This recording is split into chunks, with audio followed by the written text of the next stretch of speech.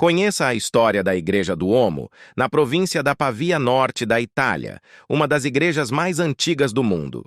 A Igreja do Omo, em Voghera, na província de Pavia, na Itália, é um importante marco histórico e religioso da região. Sua história remonta ao século XI, quando foi construída como uma igreja paroquial dedicada a São Lourenço. Ao longo dos séculos, a igreja passou por várias mudanças e reformas arquitetônicas. No século XIII, foi reconstruída em estilo gótico e recebeu o título de colegiada, tornando-se uma das principais igrejas da região. Durante este período, a igreja adquiriu importantes obras de arte, incluindo pinturas e esculturas. No século XVI, a igreja foi renovada no estilo renascentista, com a adição de novos elementos, como o pórtico do século XVII. Durante essa época também foi construído o campanário, que se tornou um símbolo icônico da cidade. Durante os séculos seguintes, a igreja foi ainda mais modificada e restaurada, incorporando elementos barrocos e neoclássicos. Em 1897, a igreja foi elevada à catedral e recebeu o título de Duomo. Durante a Segunda Guerra Mundial, a igreja foi danificada por bombardeios, mas foi restaurada posteriormente. Hoje, a Igreja do Omo em Voghera é um local de culto ativo, bem como um importante ponto turístico. Seu exterior impressionante, com elementos góticos, renascentistas, barrocos e neoclássicos, atrai visitantes de todo o mundo. O interior é igualmente impressionante, apresentando obras de arte de valor inestimável, incluindo afrescos, esculturas e pinturas. A Igreja do Omo de Voghera é um símbolo da rica história e tradição religiosa da região de Pavia, na Itália. Sua construção foi iniciada no século XII e terminada no século XVIII. Diversos arquitetos e artistas contribuíram para sua construção ao longo dos séculos, portanto, não há um único responsável pela sua construção. Foi construída no século XII. Portanto, tem aproximadamente 900 anos de idade. A catedral foi reconstruída a partir de 1605 e redesenhada por Antônio Maria Corbetta, que se inspirou no layout da Catedral de Pavia de Bramante. A fachada permaneceu inacabada durante muitos anos por falta de fundos. Finalmente, entre 1874 e 1881, com base num projeto do arquiteto Carlo Massiachini, foi construído um vão final no interior do edifício e criada a fachada definitiva com 2 espaços laterais em relação à entrada principal, geridos como capelas. À direita, a Capela do Menino Maria e da Imaculada Madonna, e à esquerda, a Capela da Pia Batismal. O interior é composto por uma nave central e 2 laterais. Na nave central encontramos um afresco da Madonna del Soccorso, enquanto preservada num altar do Colégio Notarial, está uma pintura que retrata a visita de Scipione Crespi, séculos XVI, XVII. Os pintores Gambarini e Morgari refizeram o altar, o coro e a cúpula. No centro da igreja, ergue-se uma cúpula hemisférica, com mais de 47 metros de altura, assente em 4 pilares, em cada um dos quais existe um nicho onde é possível admirar uma colossal estátua do evangelista com o brasão da cidade e a águia.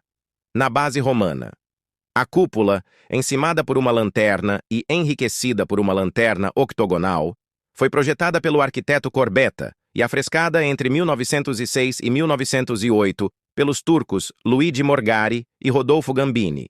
Externamente, a lanterna, de formato octogonal, é o símbolo mais característico do perfil urbano de Voghera. A nave esquerda tem 3 altares. O altar de Santo Antônio Abade, originalmente em terracota e posteriormente reconstruído em 1953 em mármore e talha dourada. O altar do Colégio dos Notários e da Visitação de Maria a Santa Isabel, também em mármore e de traça renascentista, e o altar do Crucifixo, também conhecido como Altar do Sufrágio, em mármore policromado, da segunda metade do século XVIII. Na nave direita encontram-se 3 altares.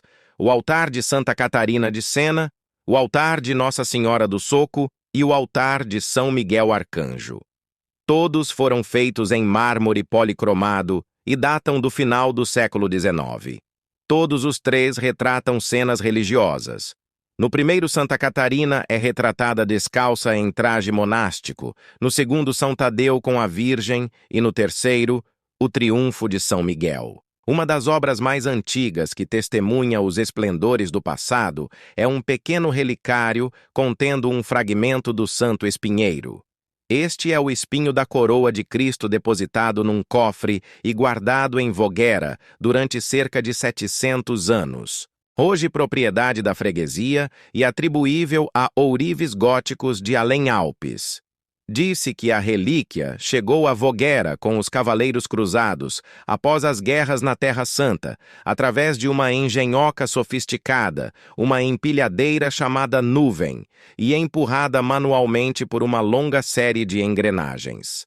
Na base do relicário de Visconti, uma pintura comemora a figura de São João, padroeiro da soberana ordem militar hospitaleira de São João de Jerusalém, Rhodes e Malta.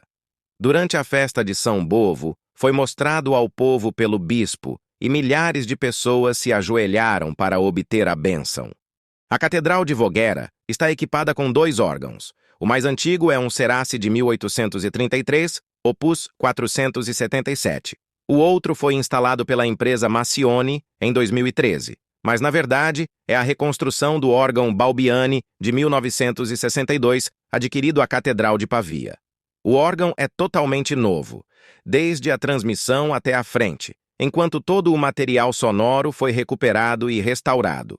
Transmissão elétrica possui 3 teclados de 61 notas e pedaleira de 32 notas.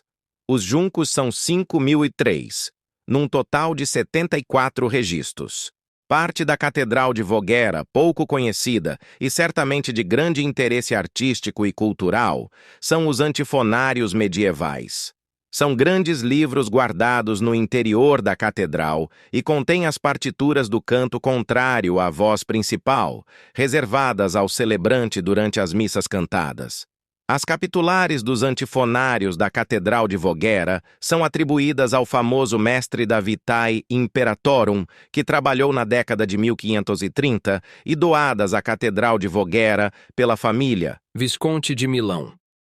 No início dos versos dessas músicas, há essas representações, chamadas de capitulares, nas quais há a representação de um tema relativo aos evangelhos, ou à vida dos santos. Exemplo: representação de profetas ou apóstolos.